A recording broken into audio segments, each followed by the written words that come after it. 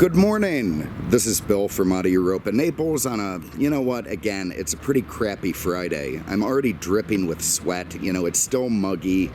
I would say there's no end in sight, but the weather report says that by next Friday, we're supposed to tone down the heat a little bit. I don't know if I can wait that long, to be honest. I spent the last 2 days at a dealer auction in Palm Beach. Over the years, you're in the car business. People come by. They all seem excited by the prospect of dealer auctions, like it's some forbidden closet of mystery. It really isn't. It actually sucks. This guy Larry, there's Marty sneaking out. Yeah, he ducked back in a hurry. Doesn't want to appear in the video, and I don't blame him. Anyway, this guy Larry, he's one of our guys, and he wanted that Aston Martin over there, so we ended up getting it for him. But he was all excited to go to a dealer auction with me about a year ago, and he did, and we went there, and after attending it, he said he would rather, be on the final sailing of the Titanic than ever attend another auction like that again. It's the worst of the worst humans, the worst business, the worst industry, the worst people. I mean, it is a living nightmare, something like Wall Street with body odor, and it's horrible.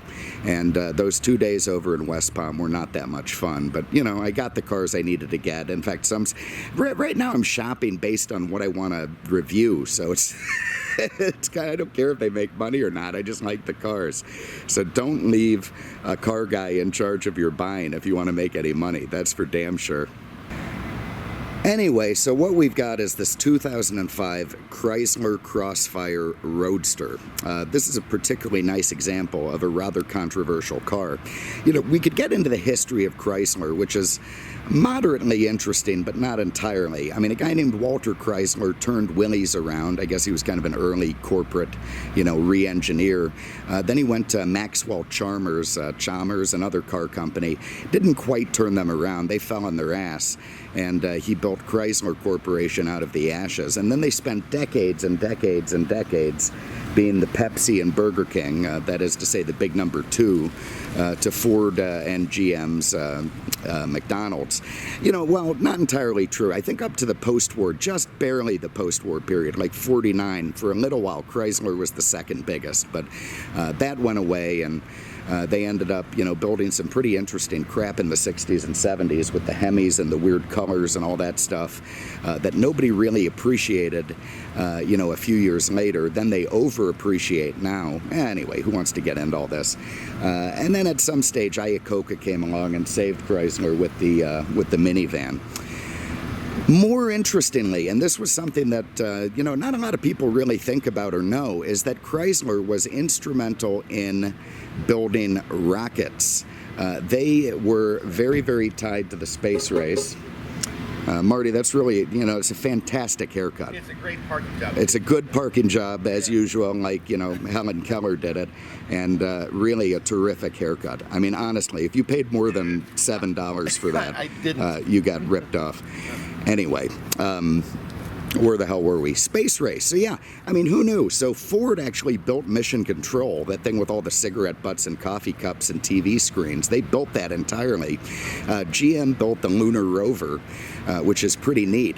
But Chrysler had the coolest job of all, and that was building rockets, at least early on. They didn't have anything to do with like the Saturn 4 or 5, but they did build the first Redstone series of rockets in a plant, near Detroit, that did launch Alan Shepard and Gus Grissom into space. Pretty cool stuff. Also carried ballistic missiles. You have to love them for that. And the way they did that was through Operation Paperclip. And what that did was really kind of strange, sick stuff.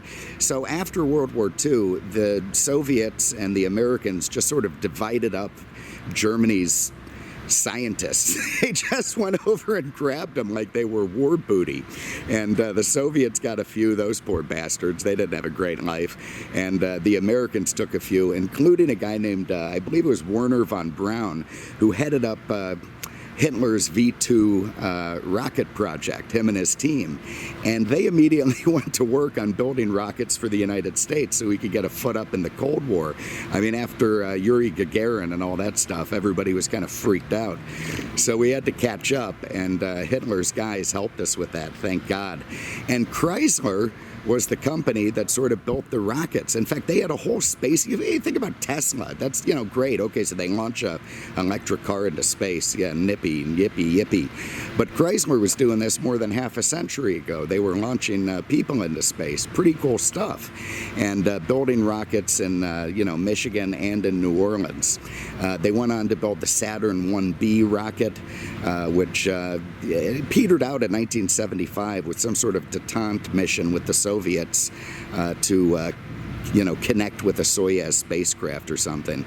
And they also came out with a plan called the CERV-1 to compete with the space shuttle and, have sort of a re-entry vehicle that could go up and down into space cheaply.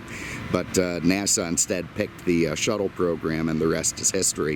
Of course, that was scrapped in 2011.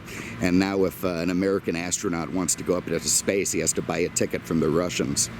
And, real quick on that note, I've been watching the news lately, which, God help me, a couple of years ago I swore off the news altogether, but I started watching it again, and it's like something out of the 60s, 70s, and 80s. I mean, everyone's terrified that the Russians are posting on Facebook. I mean, what kind of strange world are we living in? I mean, I think Obama said it during the last debates that, the 1980s called, they want their foreign policy back. Well, God damn. I mean, I've never been so scared of the Russians since, the whole Chernobyl thing back in the 80s. It's just weird. Anyway, nobody cares about any of that. Let's just get on to this. This is a 2005 Chrysler Crossfire Roadster. This is a limited version. This one is particularly nice. It has 25,000 miles, white with black leather. It's got a manual gearbox in there. And all in all, a pretty cool thing. And this was a halo car for Chrysler. It was supposed to be, something neat that people loved. They designed it to be controversial. That was part of the design philosophy, that it would be a love it or hate it type thing. And, Chubby Andrew, we call him the Fat Cobra, the guy who was crashing all the cars in that race video, every time we would get a Crossfire in, he never got tired of this. He would pull up to me when I was standing behind the shop, look over at me with this stupid shit-eating grin and say, "Hey, I've been caught in a Crossfire." And then he'd just giggle and laugh and drive off, and it was the stupidest thing. But this is the kind of shit you have to deal with on a daily basis in the car business. Anyway, Crossfire means... What does it mean? It's the collaboration of Mercedes-Benz and Chrysler. And you see the way this is why it's named this little bit right here under the mirror, where the rear of the car comes together with the front of the car, and that is supposed to symbolize Chrysler's joining of Mercedes-Benz. In fact, what Mercedes-Benz did was kind of throw an old Roadster platform at Chrysler and say, "Here you go, we're done with this, make something out of it." And that was the first SLK platform. I believe it was the R170. And then Chrysler built a Coupe on it for 04, a Roadster for 05. They made an AMG version, I'm doing air quotes, the SRT 6, later on, which had a lot more horsepower. And it was a pretty neat car, although, again, using hand-me-downs from Mercedes. One thing I like to do with SLK buyers is tell them that, every Mercedes SLK is just a Crossfire underneath. And that seems to piss them off. I guess people say that to Crossfire guys all the time. Anyway, you cannot argue with, well, that's not true. You can argue with the styling. A lot of people do. I can't. I think it looks great. I think it looks not like anything else that was out there at the time. I do like the Coupe better than the Roadster, that weird, narrowing hard top going to the back in a bow tail fashion. But I think it is worth pointing out that they did a very nice job of turning it into a convertible without making it look like a hatchet job the way Nissan did with the 350Z. They kept the bow tail in the back. They added these nice little silvery roll bar humps behind the seats that probably aren't roll bars. They managed to tuck the convertible top under a power tonneau cover and, kept the rear spoiler that pops up and down electronically. Of course, the car being originally a convertible in the SLK version probably didn't hurt it much. But anyway, I think they really did a lovely job of styling this car, and I think it is going to be a future collectible. I mean, it's, you know, fairly limited production, very neat. Top goes down, or it's a coupe, one of the two. I love these creases in the hood. I think that's beautiful. Very nice looking headlight assemblies, and again, all underneath, it's about 80% Mercedes-Benz, which makes it a pretty well-built car. In fact, it was assembled in Germany at the Carmen plant, which, you know, definitely helped with its fit and finish. Like the Crossfire concept car that came out, I want to say in '01, it uses different diameter rims front and rear. It's got 18s up front, these big ass 19s in the back, which looks pretty neat. I like the tall belt line. I like the vents in the side of the fenders, the teardrop looking rims, the neat little push together twice pipes at the bottom in the middle of the diffuser, the little stubby antenna. Yeah, to me, I think it's a really cool looking car, and I give them a lot of kudos for building it. They don't have to, you know, they could build stupid looking stuff that just serves the general market, not these halo cars that they know are going to be limited production and not that profitable. Anyway, let's have a look inside. So you don't get much trunk space. You get like 3.5 cubic feet with the top down, about double that with the top up, because you get this whole area in front of there. Here's a car cover. Looks a lot like something from the moon landing, actually. And here's the original CD radio that the guy replaced. Nice that he kept it with the car. That's good for collectability. And he put in some weird looking Bluetooth thing in the front, which works fine, but I hate aftermarket radios. Anyway, let's look under the hood. We're racing the sun here. I got off to a late start. See if I can open this thing. I never really can anymore. Yeah, I'll probably have to pause the video to find the damn hood opener. Oh, this is ridiculous. Oh, for the love of God. All right, there it is. So anyway, they really didn't even do that much to conceal the fact that this is a Mercedes-Benz. Basically, they put a different engine cap on it. I mean, if you look at this, the overflow tank, the fuse circuitry, the battery, the shock towers, the brake booster, that's all straight off the SLK, as is this 3.2 liter engine, which is a pretty damn good engine. In fact, in this year, this car competed with like the TT and the Boxster, and it had more horsepower, more torque, and actually handled really, really well. So it was a pretty good competitor for them. This was a fairly bulletproof engine for Mercedes. Again, 3.2 liters, single overhead cam, very, very smooth. You know, not the most beautiful sounding engine out there, maybe not the most powerful, but absolutely reliable and lovely. One interesting thing is the early SLKs used a recirculating ball steering. So did the Crossfire. Mercedes eventually went to rack and pinion because it's more responsive, but recirculating ball has always had a nice luxurious feel to it, and that did carry over into this Crossfire. So you might not love the steering. It's not as nimble as it could be in a rack and pinion car, but it does have a quality and expensive feel to it. Anyway, everything nice and proper under there. I love those hood vents or slats. I just think they're cool. These have to be fake. There's no way they protect you from anything. Okay, inside, again, a lot of carryover from the SLK, at least in terms of design. In fact, the seats from an SLK will bolt directly into this car, as will some other bits. But, you know, give Chrysler credit. They've never been known for their quality control and fit and finish, certainly not up to this era. And this car, they did a pretty nice job on. I love this weird little net here, although it has no oomph to it. So if you put a 9mm behind that, forget it. That thing's flying out of there the first time you take a hard corner. You have to find somewhere else for sure. In fact, I don't even know what you would put there. I really don't. I don't have a clue. Yeah, I mean, it's so wispy. I think it's just for looks. This weird nickel-y pull handles, speakers, you know, it's got some kind of an infinity system. We got side airbags, which is nice. I love the two-tone seats. They're nice. They're very much like the SLK. You got a little Chrysler logo in them, but they're supportive, they're comfortable, they're power controlled, and they will feel pretty good on a long trip. You get the key out, we'll hop in. Alright, so to fire it up, we're gonna standard key in there, just clutch in, a 6-speed manual. I guess I'll run the top up real quick. Stop beeping. God, it beeps at you just like a friggin' Mercedes. Shut up. Give me 1 minute. 1 minute to get myself situated before you start warning me the U-boat is sinking.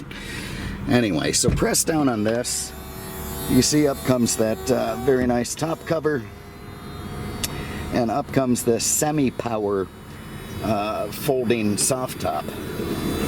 Now, the reason it's semi-power is because you have to connect it at the front, which can be a little bit of a pain in the ass, but once you get used to it, it's not bad. Anyway, down goes the back. Beeps, of course. Twist this guy, pull down like that, on the button again, and it'll run both windows up. So let's have a quick look at how this looks with the top up. Now, in order to gain headroom for 6-footers, they did away with insulating the soft top. Some people say that's a cost-cutting measure. I don't think so. I think that was done to make it so tall guys wouldn't rub their head on a headliner. Anyway, there you see a very nice black soft top, glass rear window, flows very nicely with the lines of the car. Nice little angle at the back. Pretty neat stuff altogether. And fits tight, you know, not the best for wind noise, but not bad, certainly good enough for a sports car, which this is. Let's see if we can raise our rear spoiler here. Without my glasses, I can't really see which one it is. Is it that? I think it's that. Oh, there, yeah, okay, this is it. So you can run this up with this button here. And if you look in the back, there it is. There's our little lift-up rear spoiler, which will also come up on its own at a certain speed to deflect the wind and the car downward and put some pressure on the ass end to keep the rear end planted. So, pretty neat stuff. Kind of a 911 TT feature. A bunch of cars use it. Boxster. Became kind of a hip thing like analog clocks. Let's get some AC going. Still muggy as hell. Okay, seating position, pretty good. Again, Mercedes seats. They give you a nice high look over the dashboard. You've got a nice leather steering wheel. All very nondescript. I mean, it's not actually wowing you with its pizzazz, but it's adequate and nice. You've got very much Mercedes-style headlight control over here. 160 mile an hour speedo, which is not altogether ambitious. I think this thing is electronically limited to 150 or 155. You got your temp indicator, your fuel indicator, and of course your tach over to the right. You also have directly out of Mercedes the wiper controls, your cruise control. Over here you've got very much Mercedes-based climate control, except with silver and cheaper looking switches. You've got this stupid aftermarket radio, which is fine. I mean, if you wanted Bluetooth and do modern crap with it, you can. And then when the time comes for collectability, you can put the original one back in. You got your heated seats, you got your spoiler control, your traction control nanny right out of the SLK, your hazards, door locks. That turns off the motion detector if the car's getting towed. Down here you've got your passenger airbag thing. This guy left a USB thing inside the cigarette lighter, which is fine. And then here is, I doubt this is, you know, not an ashtray, so to speak. It'll probably burn to the car to the ground if you try to use it. But these things always break, so the fact that it's working is pretty nice. Then you got your windows here, your mirrors here, and your top control, e-brake. And a nice deep little pocket here, so that's where you're getting your 357 or your 45. No problem there at all. And then this guy added a little cup holder and, you know, change thing there to be able to have cups in here. I thought this thing would have had some cup holder somewhere, but maybe not. Glove box, nice set of books, the original, oh god, cigarette lighter there in silver. A lot of silver in this car. And all very nice stuff, so let's go for a spin. God, that is lovely air conditioning. Thank God. I am so tired of the sweating. Here's the thing. To go in reverse, you have to lift up on the shifter and back. This is a Mercedes-based manual. But that seems a bit clunky for Mercedes. I don't think they thought about that very well. I hate lifting a shifter. I like BMW's method of just having reverse require more effort than the rest. And there's with that recirculating ball, so it's not ultra light driving around a parking lot. You definitely feel, we're gonna go this way to avoid the sun. Finally, they're coming together in that construction thing. Getting better all the time. A lot less dust these days, but also be very happy to have the street quiet down. People doing donuts here. I don't know about short hair on women. Never been a fan. That's where the roosters live. They're all around here somewhere. We've got these sort of questionable people who live on the end of the street. They're holdouts until it all gets knocked down with fancier crap getting put up. But in the meantime, it does add character to the neighborhood. And roosters. Nice clutch feel. I mean, again, it's all a Mercedes drivetrain, so of course it's going to have nice clutch feel. It's going to have nice everything. They're just pretty good at that stuff. And traffic is shit. Anyway, so here it is. A 2005 Crossfire, limited production car. I say a future collectible. I say it's also it's a neat car that people have kind of forgotten about, and not in a bad way like the Chrysler TC from Maserati, in a good way that it's kind of cool looking and nobody knows what it is. Oh yeah, I feel that. We got some pep. And, you know, not the greatest sound out of that 6, but still fine. And all the traffic. Now I'm being the aggressive driver. But anyway, there it is. So you can kind of drive this thing, and people have, you know, a lot of them have forgotten about it. They don't think about it. They don't really know what it is. It looks neat. It's got 2 seats. It's sporty. Got a manual gearbox. It's fun to tool around. And frankly, they're cheap for what they are. I mean, even this mint 25,000 mile example is cheap. Cheaper than a Mercedes would be. And they weren't that cheap when they were new. I mean, this was a pretty high-end car from Chrysler. So you can kind of drive it, have fun with it, and, you know, cross your fingers and hope it accrues in value the way that people think it would. Certainly not going down anymore, so could just be a fun way to drive around for a few years and sell it for what you paid. But anyway, so there it is. 2005 Chrysler Crossfire Roadster. Neat cars. I like them. A lot of people don't. A lot of people hate them. Pretty much nobody is neutral on them unless they've just forgotten about them altogether. Have a look at it. If you think, you know, it's something you'd like, this one is for sale, so you can always check it out on our website. Otherwise, we're going to have some more fun stuff coming up. I got some really cool crap at the auction. I can't wait to get it ready and have a little fun with it. And we still do have that Turbo Miata that's coming up soon. So thank you very much for having a look. We appreciate it. We'll see you with the next one. Take care.